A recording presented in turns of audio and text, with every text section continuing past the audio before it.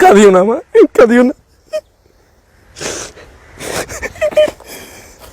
শওকত হোসেন, অনেকেই তাকে এই নামে না চিনলেও ইন্টারনেট দুনিয়ায় সবাই তাকে মানবিক পুলিশ কিংবা মানবিক শওকত নামেই চিনেন।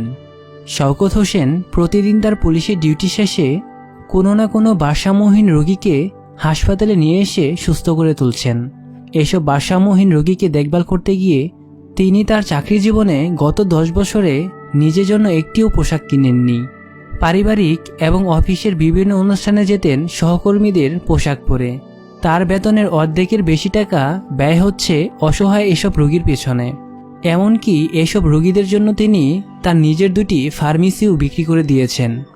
রাস্তার পাশে ডাস্টবিনে কোনো ভারসাম্যহীন অসুস্থ রোগী পড়ে আছেন, কোনো রোগীর এক হাত কিংবা এক পা অর্ধেক জুড়ে পচে গিয়েছে, শরীর থেকে বের হচ্ছে দুর্গন্ধ।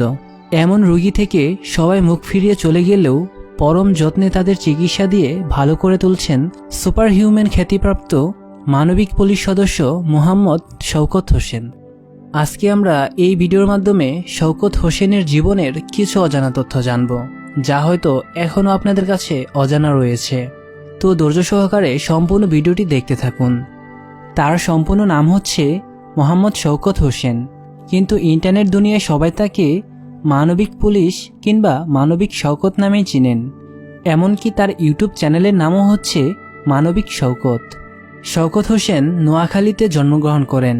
তার বাবা একজন মুক্তিযোদ্ধা। 2005 সালে শওকত হোসেন পুলিশের কনস্টেবল হিসেবে 24তম ব্যাচে যোগ দেন। তখন তার মূল বেতন ছিল মাত্র 2850 টাকা। সবকিছু মিলিয়ে বেতন পেতেন মাত্র 5000 টাকা। ওই সময় আর্থিক অনটনে দিন অতিবাহিত করতেন তিনি।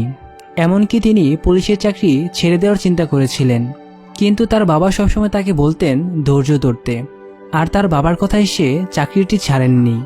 2005 সাল থেকে 2009 সাল পর্যন্ত ঢাকায় কর্মরত ছিলেন তিনি।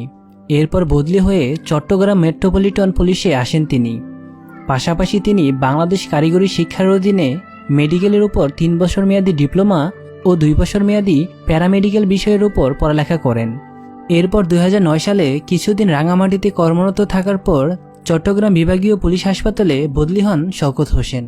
দায়িত্ব ছিল রাঙামাটি থেকে আসা আহত পুলিশ সদস্যদের সেবা দেওয়া। এরপর তাকে ওটির ইনচার্জ হিসেবে দায়িত্ব দেওয়া হয়।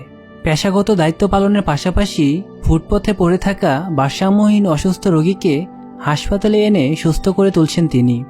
প্রথম দিকে তিনি নিজে একা কাজ করলেও এখন তার টিমে সহযোগী আছেন 10 জন। প্রতিদিনই কোনো না কোনো রোগীকে হাসপাতালে এনে সুস্থ করে তুলছেন তিনি ও তার টিম। শওকত হোসেন বলেন, রাস্তার পাশে পড়ে থাকা রোগী যাদের শরীর থেকে ছড়াচ্ছে দুর্গন্ধ, এমন মানুষের পাশে কেউ যেতেন না। সবাই মুখ ফিরিয়ে চলে যেতেন। আমি মনে করতাম এই মানুষটি তো আমিও হতে পারতাম, বা আমার ভাই কিংবা বোন হতে পারত। এই চিন্তা নিজেকে ভাবনায় ফেলে দেয়। এরপর একদিন নিজেই উদ্যোগী হয়ে অসুস্থ রোগীদের হাসপাতালে এনে সুস্থ করে তুলতাম। শওকত হোসেন বলেন, প্রায় সময় এমন রোগী পেতাম কারো হাত, কারো পা ও কারো মুখ পচে গিয়েছে। এসব রোগীর শরীর থেকে পচন ধরে পোকাও বের হচ্ছে। এমন রোগীকে হাসপাতালে নিয়ে যেতাম। নিজের টাকায় প্রতিদিন নতুন কাপড় কিনে তাদের পরাতাম। সেই কাপড়ে তারা প্রস্রাব পায়খানা করলে কাপড়টি বদলিয়ে নতুন আবার কাপড় পরাতাম নিজ হাতে। এভাবেই বিভিন্ন ভারসাম্যহীন রোগীদের সুস্থ করে তুলতাম।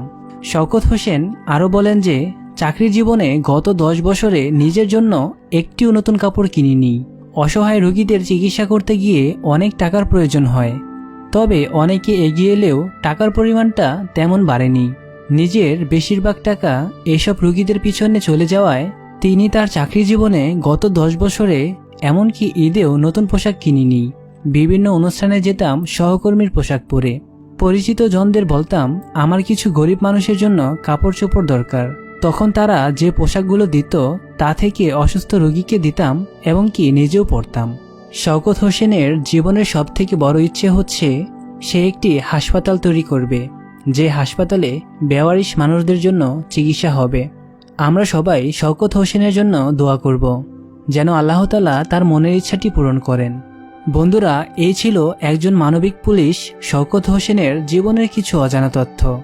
আপনার কাছে এই মানুষটিকে কেমন লাগে বা এই মানুষটির কাজগুলো আপনার কাছে কেমন লাগে সেটা আমাদের কমেন্ট করে জানিয়ে দিন। আমাদের এই ভিডিওটি ভালো লাগলে অবশ্যই ভিডিওটি শেয়ার করবেন। আর আমাদের বাংলা হিস্টোরির সাথে থাকার জন্য আপনাকে অসংখ্য ধন্যবাদ।